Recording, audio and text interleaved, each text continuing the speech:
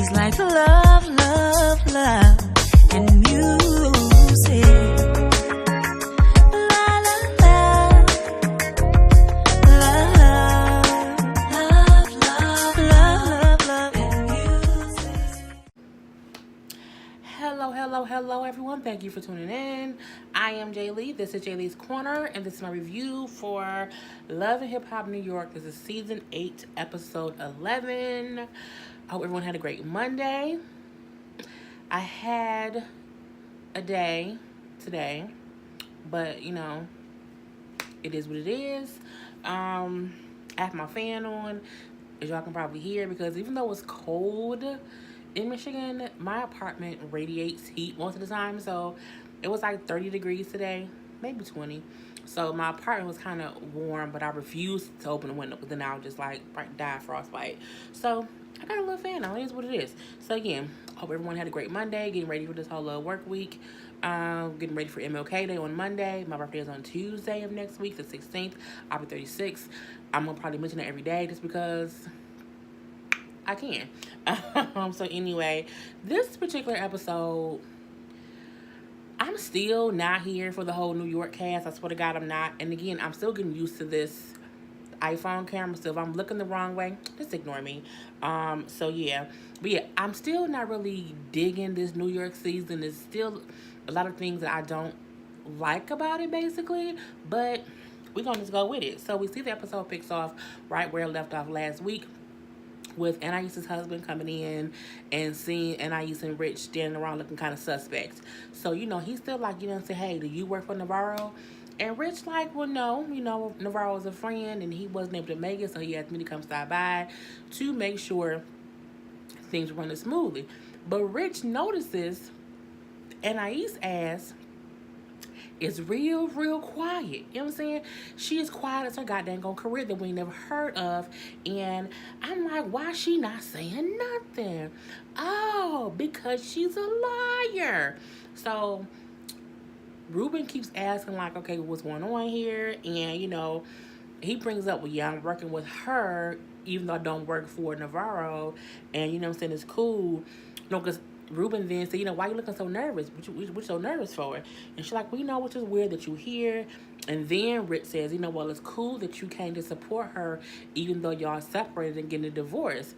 And he was like, say what now? Who told, you know, how do you know about, you know, divorce or whatever? And Rich like, we talk about it, you know, we've talked about it multiple times.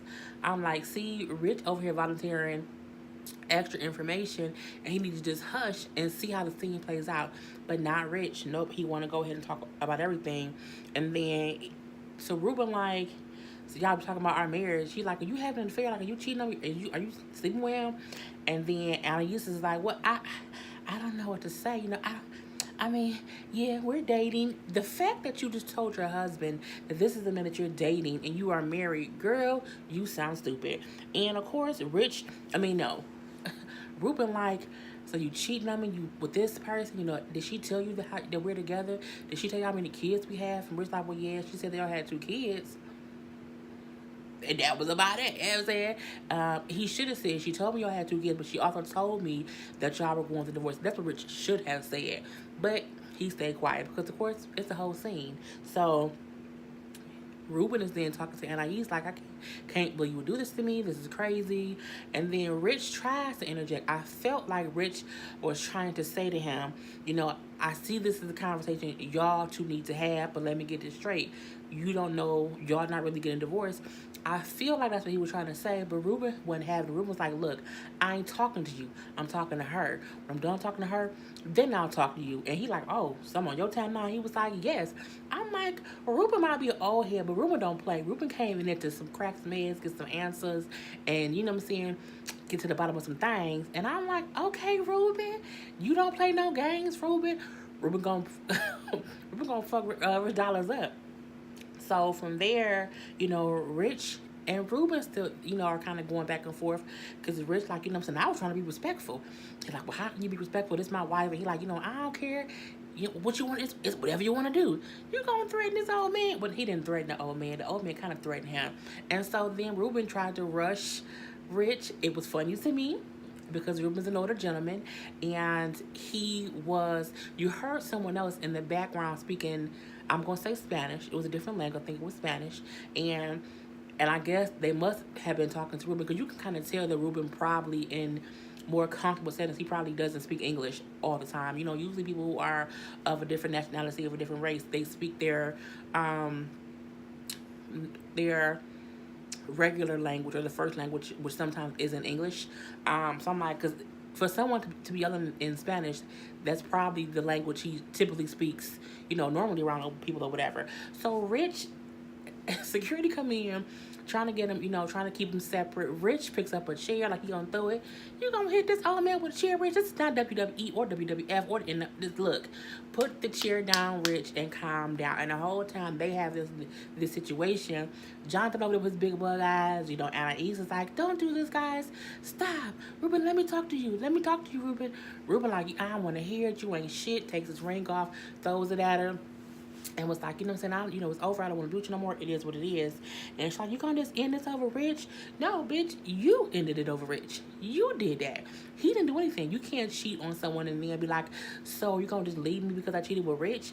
Bitch, yes. What did you think was gonna happen? What did you think was gonna happen? So for me, that part was funny. When he throws his ring at her, he leaves like, I don't want to do it anymore. Then Rich is like, what the hell just happened? Clearly I was under the wrong impression. I'm thinking their marriage is really over, and that's the only reason I, kept, talking to her or whatever. And then from there, here comes Jonathan wanting to sing. Jonathan always wants to sing. He like, Anais, I told you Rich wasn't nothing.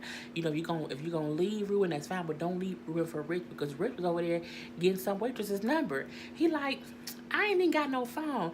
And he like, you're a liar. I don't know why Jonathan get those big poltergeist eyes as if he's possessed when he gets upset. I need him to calm his little ass down sometime, because Jonathan gets on my goddamn nerves. I need him to just shut up.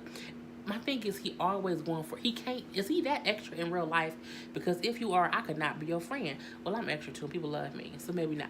I'm just saying, why are you yelling like that, sir? Why are you using your outside voice on the inside? Use your inside voice, please, and thank you. So Rich is denying that he was getting something. Like, I ain't got no phone. Where's the number? What the number? Well, the number on the piece of paper, we saw you write it on, but that's neither here nor there. But he's trying to get, and I used to admit what the hell was going on. And she's like, you know what? I don't know what to do. I'm confused. I don't want to deal with you anymore. I can't take this. And then she leaves. She going outside trying to talk to Ruben. Ruben like, I don't want to talk to you. What you want? I don't want to talk to you. And then she like, you know what? I just woken up. She basically woke up and realized that she's a stupid person. And she was cheating on her husband for no damn reason. And she's like, this is her confession saying, I never realized that I could lose my family messing around with my husband. Bitch, what? That's the easiest way to lose your damn family, is to cheat with somebody else on national television. Because my thing is, even because she kept saying how that wasn't how she wanted Ruben to find out. Girl, shut up, okay? I just could not take it. But Ruben was like, look, what I'm saying? We've been married 14 years, 2 kids. I will never forget you. It's over. I'm filing for divorce. Bitch, bye. And, she then crying into Jonathan's arms. They're like, oh, I'm so sorry. I'm so sorry. I don't feel bad for Anais, simply because she put herself in this situation. You were clearly a married woman, told the Rich that y'all were getting divorced. Rich was still wrong for fucking around with you. But again, some people who are married and getting a divorce, they do date. You know what I'm saying? That's why some people say if you marry, you should not date until you're fully divorced, because things like this can happen. So it's one thing where Rich was kicking it with her thinking she was getting divorced. It's another thing, the fact that she was lying about all of that. She just didn't like her husband, was mad at her husband, she wanted some more dick, but it is what it is. This fake ass scene with Jacquay, Bianca, and this girl, what's that girl name? Cayenne. Bianca and Jacquay out of the bowling alley. She's saying she want to hook him up with the girl Cayenne, who's supposedly a rapper, because she been, well, I don't know. For me, it was weird because they at the bowling alley, the girl Cayenne walk in, Jacquay like, oh, she cute or whatnot. And then the girl starts rapping as if Jacquay is a goddamn music producer and she trying to get signed. I'm like, is that what rappers do when they meet? Like, do all rappers when they meet Do they start freestyling, like just rapping to each other? It's like if you work at KFC and somebody else work at Burger King, when y'all meet up, do y'all, you know what I'm saying, contemplate how y'all cook fries? Like, I'm just trying to figure out, is that what people do when they meet someone that's in their same field? Y'all just start doing your own jobs? I mean, because y'all both rappers or whatever, you really walked in rapping? Girl, I was just over it. Whatever. So Cayenne and Jacqueline then went on a little date. He took the little sky flying simulation thing that people be going to, and he like her, she like him. She asked him about her and Sophia because she did her some things. He's saying, well, we over. We ain't nothing up. Then she like, I've been hurt. I'm very vulnerable. I don't trust people to even do things like this. But for some reason, I'm saying, I came anyway. He like, thank you for trusting me. No, she wanted to say it is what it is. And she just say, hey, I like you, but let's take this slow. Let's not try to rush things. Let's see, let's get to know each other first. That part I like. I like how she wasn't so, I like you, let's be together. She said, I like you, let's, what I'm saying, see where it go, but let's not mess it up from the beginning by going too fast. I agree, but I mean, I don't get when people go on one date and they be like, you know what? Let's see where this goes. Why can't y'all just like continue to date and be friends and get to know? I don't want to go on a date with someone on the first date. It's the conversation of, let's see what we can go with this. No, let's just see where we can go. Let's not even try to put any pressure on what it could be because, girl, it was just date one. Okay, I mean, you might not even like him by date two. And I don't believe going on one date and then on the second date, we walking around all lovey-dovey holding hands. I don't know you, bruh. Your hands could have gonorrhea on them. You could have herpes on your lip. I need to know someone before I want to even say we on a path to being something. I mean, right now, as I tell people all the time, the first 3 months of knowing somebody, it is a figment of your damn imagination. The first 3 months, they really don't even exist. Like, they don't. Because we all know the first 6 months is that whole little fairy tale stage where everything is great and lollipops and rainbows. And then 6 months in one day, he or her is a goddamn asshole. You want to murder them. So my thing is, the first 3 months, just be associates who are getting to know one another and hanging out. Like, there's two strangers in one place eating some food or seeing a movie or doing whatever. But don't be like, okay, we went on one date, this date too, I think he the one. Bitch, how do you know? He could be a whole rapist, murderer, and child molester. No, just take your time. I'm telling y'all, them first 3 months, they are a figment of your imagination. That's for men or women because it's not real at all. Okay? Except me. I'm myself from day one. Like how I am on here, I can't sugarcoat stuff. And I would tell a guy, like, look, you cute. I want to get married one day, yeah. But I'm not going to be like, I think you the one because I don't know you. But we can continue to hang out, sure. And, and it is what it is. Let me move on. Anyway, so, he invited her to go to, no, he didn't invite her nowhere. Yeah, I think he invited her to Carl's boxing thing, which I have to talk about, but this is next. So, Snoop Jockway at the little batting cage or whatever. I skipped the part. And Safari walked in a goddamn red fur coat, a full length red fur coat. When I tell y'all, Safari never lets me down. He is always on the scene making me laugh. I'm like, who walked in to the batting cage in a full length fur coat? Safari Samuels was. I mean, it was so hilarious to me. So we also see how Carl come in. Little Mo husband comes in. I'm looking like, well, okay, this is a weird foursome. So Snoop was kind of talking to Carl like, I can't believe, what would you have for my sneaker release party? Oh yeah, I forgot. Mo said that you was at training camp, so you have to hook. So if Mo told you where he was, why you ask him? Snoop. Something wrong with Snoop. I just don't know what it is.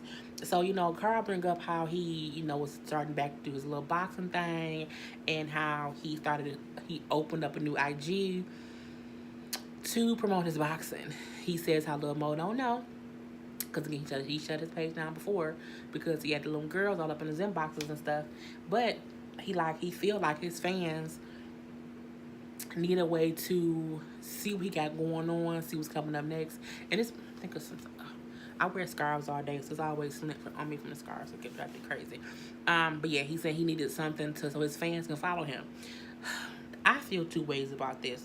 One, if he's gonna be a professional in whatever capacity and he has fans, I do feel like sometimes you need to be on social media to interact with your fans. I also feel like if you can't control yourself to not use that social media as a goddamn on back page booty call situation, then you shouldn't have it. Get your ass an assistant who runs your social medias and then let them handle it. So like you kind of out, you're not really into it like that. Carl, he like, I need to, people to get back, be familiar with me that I'm back boxing. It's been a while, and I want my fans to be able to follow me in my whatever he doing. I don't know what he's whatever boxers do. So for that I agree business wise. And he said, it's only boxing stuff on there for the things he has coming up boxing wise. I think there's nothing wrong with that. However, you should told your wife. So, he invites them to this little boxing thing that he got coming up because he's getting back into boxing. And I'm like, okay, it is what it is. We're going to see how it's going to be. Next we see it was Rich. Yeah, Rich, Peter, Navarro all meet up because Rich wants to tell Navarro and basically get Peter's opinion about what happened with Anais and her husband. So, they come in and they're at a shoe store and he's like, well, this is what happened. I can't believe this is what happened. And Navarro was like, I knew from the beginning it was bad business because he's like, Ruben, her husband, is who pays me to be her manager. So it's going to be weird business-wise if he pissed off because he's not going to pay me anymore. Then your ass should have told Rich that when he told you was fucking that girl. The minute you found out Rich was fucking that girl, you should have said, dude, you can't do that. Her husband is my boss. You messing up my business. He just kind of said, I don't have nothing to do with it. Leave me out of it. I would have put a bug on my boy. You're like, look, you can fuck anybody else. Don't mess with her. It's gonna mess up my business. But he didn't, so it is what it is. Peter was it was funny because when when Rick was saying like, she basically lied, telling me that they was getting divorced, but they wasn't, and the whole time they still together. Peter said, oh, like I did. Yes, Peter, exactly like you did with Tara and Amina. Exactly. And Peter like, we all lie. You know what I'm saying? It is what it is. You lied too, Rich. Rich like, well, I don't lie like that. Like she was volunteering lies. I get what he's saying. He said like he never asked her what was going on with her and her husband. She just kind of volunteered things that wasn't even true.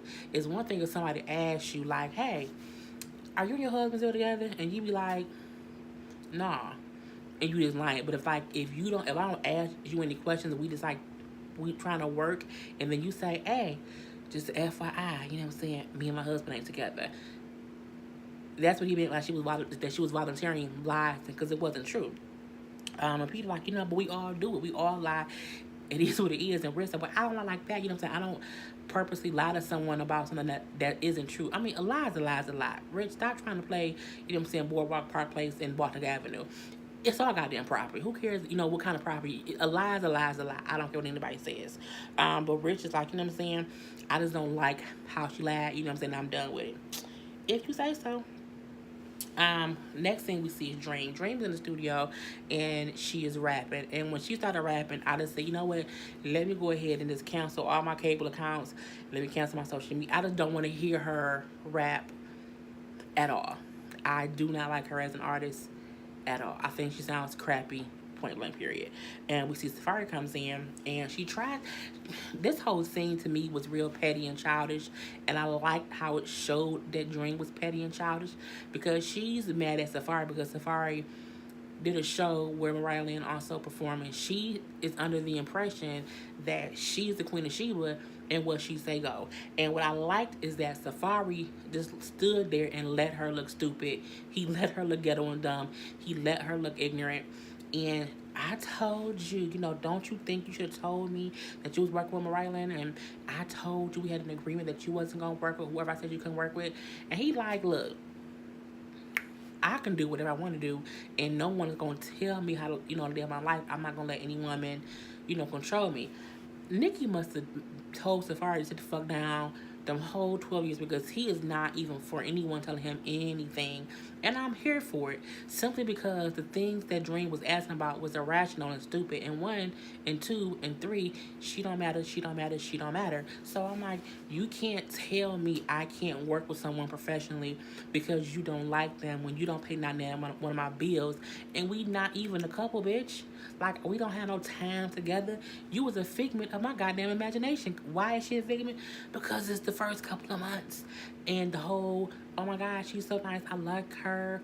I can come home. I can bring her home to mom. It was a figment of his imagination, and now he sees it, and he kind of just let her ramble off at the mouth, saying how he needs to listen to her, and I can tell you whatever I want you to do. And he said, and when you do, it's gonna bounce off of deaf ears. I was like, okay, Safari, come through with the goddamn old clapbacks. And again, he told her that she was childish, it was ignorant. You know how she's listened to other people tell her things, but she's not asking him what's going on. She's basically accused him of doing stuff, and it was a whole dumbass scene. And she's like, you can get on my studio time, and she tried to push him, and he kind of just stood there, and like didn't let her push him, but also didn't put his hands on her. You know what? Since you won't leave, I'ma leave, and then she leaves, and then it was what it was, girl. I feel like she think the way she acted made her seem like a boss. It made her look like a petty child, and I'm over it. Someone commented and told me every time I say and smack my lips that I am ghetto and it irritates them. And I just want to say, I don't care. Because I say and I'm looking at what to say next. So get over it. You know, it is what it is. So no, we see Navarro meeting with Ruben, and he says how Ruben wanted to meet with him. So he also invited Anais there because he feels like Anais and Ruben needs to have a conversation. Ruben is the kind of person to me who seemed like he over the fuckery and the bullshit. Like, he like, look, I hired you to be her manager. I'm pissed off because, you know, your friend ended up fucking my wife. Now, while I don't think Ruben can blame Navarro for that, your wife is the reason she fucked Rich, not the other way around. So you can't get mad at Navarro because of what your wife did. He don't control your wife coochie. She control her coochie. And if she don't know what not to do with her coochie, then, you know, she just need to not do things like that. So Ruben is kind of saying how, you know, I just can't believe it. You know, being Anais is over. I can't believe what she did. I would never forgive her. You know, I'm done. Anais come in, and she kind of trying to have a conversation with him, and he ain't even trying to hear it. He like, look, you know, she was saying how, you know, I didn't want him to find out about me and Rich like that. And, you know, Ruben like, look, I'm done with you. I don't have nothing else to do with your career. You know, you can work with Navarro. You can pay for it yourself. Like, I have nothing at all to do with what's going on here. And when she said, like, oh, I just met Rich, you know, we don't have anything going on, you know what I'm saying? Maybe if you made me happy, I wouldn't have cheated. This is the wrong thing to say when you cheat on your husband. When you cheat, you can't tell someone, I wouldn't have cheated if you made me happy. Because my thing is, if you're not happy, you're supposed to leave. Okay?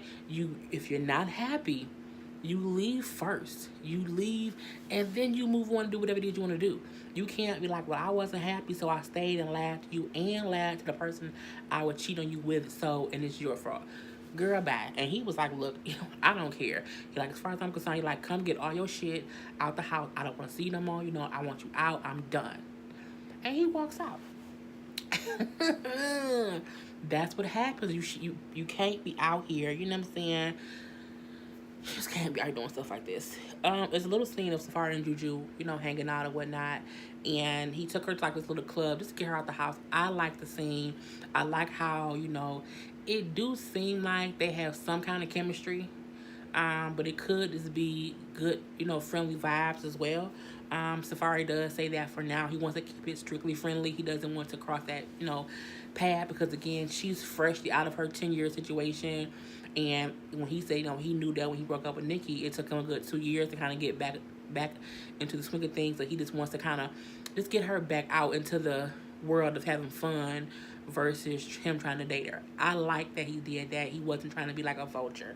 But he then sees Sophia, who's DJing, and, you know, that's his ex. He said that's the first girl he dated after he broke up with Nikki. And he goes over to talk to her kind of says whatever, and she brings up, you know, why her and Jaquay broke up, how she still wants to be with him, how she's sorry, and he kind of want to talk to her or whatever. A real friend would have told her, girl, get over it. Like, no, just keep it moving. But, you know, he said, look, well, hey, he gonna be at this little boxing thing, you know, how about you come and y'all can just have some kind of conversation. And, you know, that's supposed to happen. It's a little scene, well, not a little scene, but, you know, Anais and Rich has a scene. So Anais is not homeless, okay? She's just homeless, as a wig on her head. And she's trying to get safe haven at Rich's house. I don't know why. You know what I'm saying? And Rich is like, I don't know why she coming here because, you know, she lied to me. So when she get there, you know, they're kind of talking, and she's kind of saying, well, no, he says he now realized that she was lying to him about her marriage being over. And she's saying, well, no, because he's like, you know, your husband's so pissed off. That wasn't how a man acts when he know he and his wife is getting divorced. That's how a man acts when he finds out his wife was cheating. And, you know, he threw the ring, and, you know, that's what somebody do. No, he was upset because he was seeing you for the first time. She couldn't even get that out of her mouth correctly. Girl, bye. And he like, look, it don't matter. You know, you told me this and this and this, and it wasn't true. And, you know, I'm not even trying to look for a relationship with a married woman anyway, especially one who is lying about, you know, going through divorce. So then when she says, you know what, Jonathan was right about you. He said that you were a player and that you kind of hurt people.